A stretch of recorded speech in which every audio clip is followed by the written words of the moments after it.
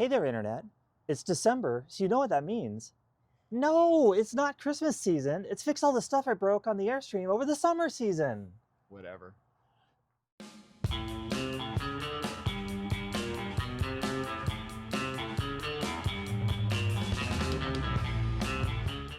Hey, everybody. Okay, we are here with Rob. Some of you that have been watching the channel may remember Rob from a few seasons ago when Rob replaced our furnace for us in the Airstream. Over those years, we've kind of built up, I would say, somewhat of a relationship. Rob's been extremely helpful in servicing the Airstream over these years. I was delighted when I found out that Rob has launched his own business, Excella RV Repair. Mm-hmm. Now, this is very dear to my heart, and I'm so excited for Rob because there's a big difference here. I have interacted with mobile RV repair businesses in the past, and they have helped, no question. One big difference, though, each one of those businesses that I interacted with got around eventually to saying something along the lines of, yes, but I don't know specifically about the Airstream. Mm-hmm. Now, Rob, as you may recall, you're specifically trained on servicing Airstreams. Yeah, years of experience. Years of it. You've been to Jackson Center, right? And you've been trained. Yep. Now, here's the big one. This is the big one for me. You can do body work. You have done body work on our Airstream many times. Yep. And you have many years of experience with it. So you do this. Here's the best part. It's mobile. Amazing. Yeah, there's not a whole lot of mobile work that's specific to Airstream. And I feel like there's a need for that, especially out here in Arizona, where there's a lot of Airstreams. So what is your service area out here in the Phoenix area? Kind of depends on the job. It's the greater Phoenix Valley. Okay. If the job's big enough, I'll travel. Awesome. And are you getting a lot of snowbirds? Like, you know, they come down with their Airstreams? Here and there, yeah. This is the first season kind of with the business open, so... Fantastic. Yeah. That's great. So we're going to get down to it, and we've got a whole list of stuff that Rob's going to work on, and we'll have fun. Air conditioners. I think I owned the Airstream about 3 years. When I began to notice it, I felt like the air was cool but not cold like it was when it was new. So I took it into the service center, and they were polite, but they said, yeah, you doofus. You do have to clean them. And so there are fins in there that you know, they can accumulate like you know, leaves and cottonwood fuzz. So what Rob's going to do is pull these cowls off and service those and clean them out. The other issue that I have is after, I don't know, the Airstream is about 9 years old, and maybe 2 seasons ago, 5-6 years into the Airstream, I started to notice a crazy noise coming from what we call the Zone 1 air conditioner. That's kind of the bedroom area. And long story short, it turned out that the bearing was bad on the fan motor. So that was much cheaper. It was still pretty expensive, but it was much cheaper than replacing the whole unit. I think this one's starting to make the same noise. This is Zone 2. So we're going to have Rob reach in there and give an assessment about whether we need to replace that motor too.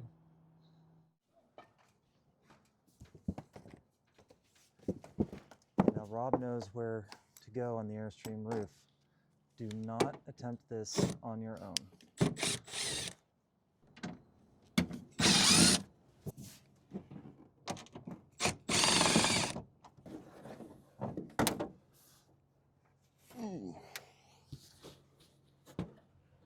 So you can see the cottonwood fuzz there blocking up some of those fins.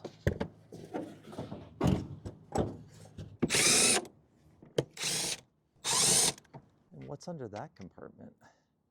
This goes to the inside. This is Gotcha. This is the cool side. So it is sensibly weatherized. This is where all the air inside the cabin's moving through. What's your assessment of how dirty it is? It looks really clean. Good, actually. Good. That's what we want to hear. Yep. So this stuff that Rob is applying dissolves organics. You see all that stuff?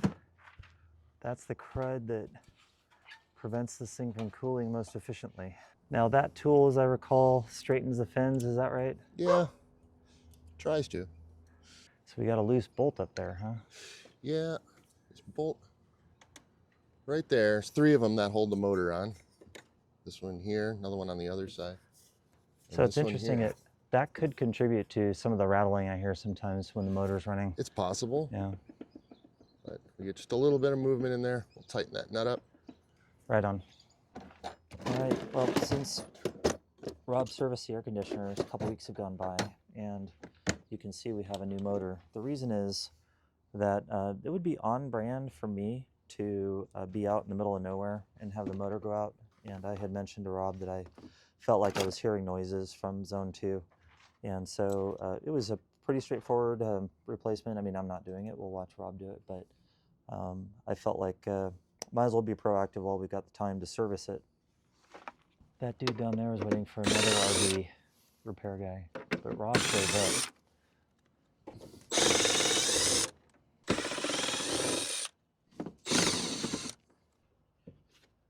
I love the just keep pulling screws till it comes out. There's a bunch of little clips in here.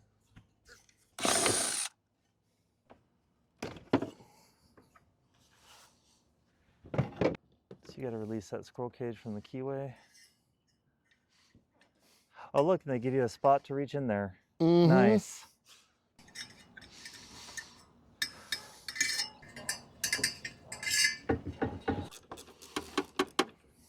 So all that seepage, you think that was?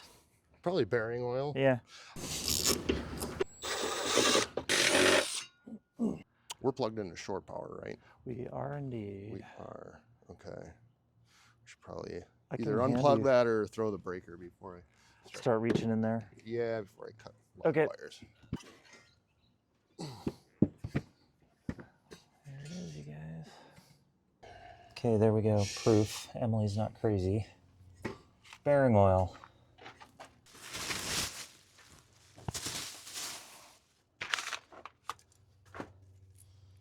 Yep, they match pretty much. That's good. Yellow, red, black, ground. Yep, bit Shafts are brown. the same length. Looks good to me. Yep, looks like the same part to me. They do appear to have a bearing in them. It's not a bushing, especially for as nice as it spins. You know, they're different though. Check it out. Look at this one's almost sealed or something. That's interesting. Yeah. Yeah, I wonder if those have like it's like an inserted bearing versus a bearing inside this case. So they've revised the design. And motors made by Gen Tech. That one's NBK. NBK. This bracket that has to go on.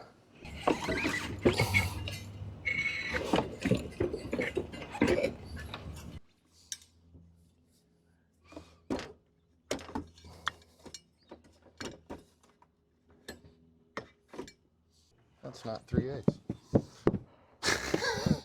Back down we go. Oh.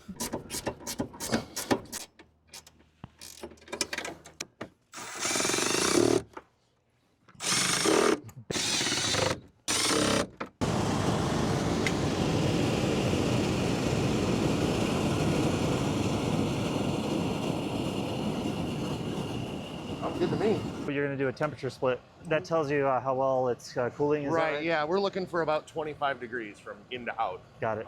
At least. So Rob's going to put a little, basically thermometers, and we're going to measure the temperature of the air going in and the temperature coming out.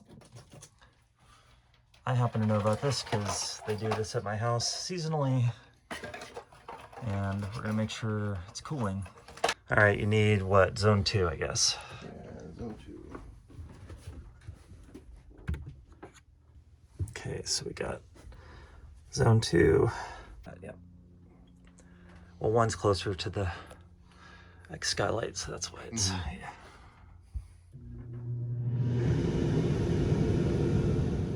Feels like it's blowing ice cubes to me. It does to me too. It did fine in this. It was the one that always struggles is zone 2 because it's got way more It's area. a lot more volume to fill, right? Okay, so let's review. Rob serviced both air conditioners. He removed the covers. Then he inspected the internals of the units and found them to be pretty clean. He also cleaned off all the biomatter with sort of a spray-on substance.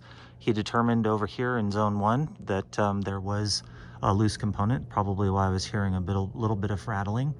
And here in zone 2, he did confirm that the fan had leaking bearing oil, so that's probably that terrible noise I was hearing over the summer, so he replaced that.